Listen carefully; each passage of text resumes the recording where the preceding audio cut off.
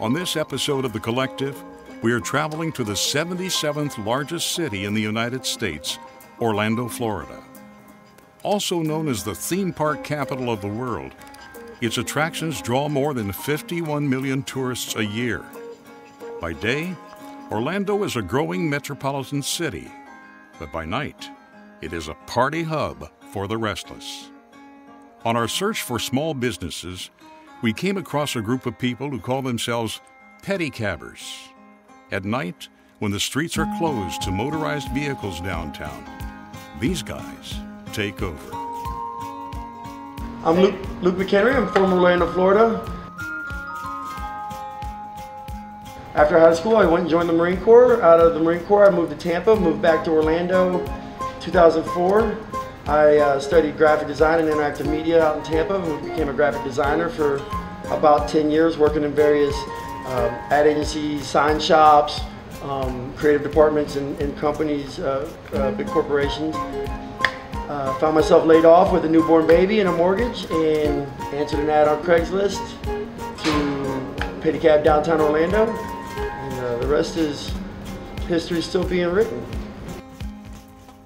I'm Josh Mohawk, and right now I live in DeLand.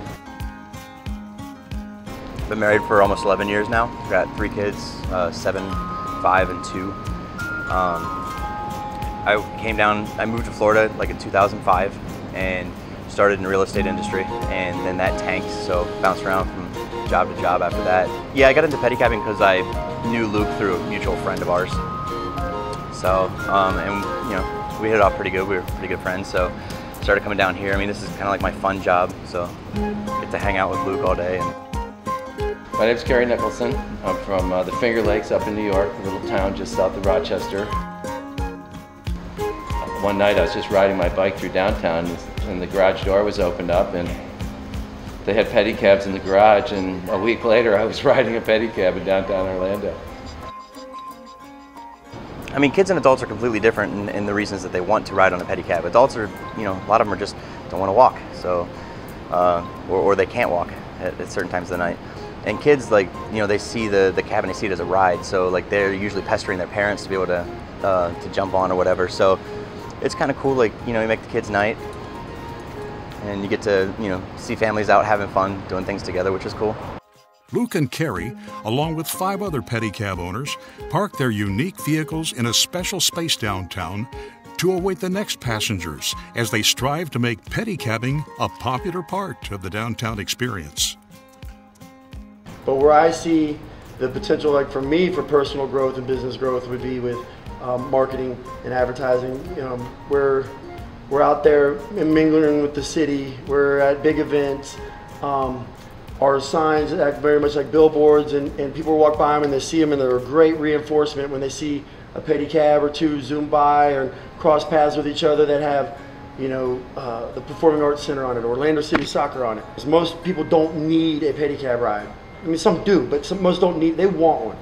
You know, they're capable of walking 3 or 4 blocks. They'd rather not walk 3 or 4 blocks.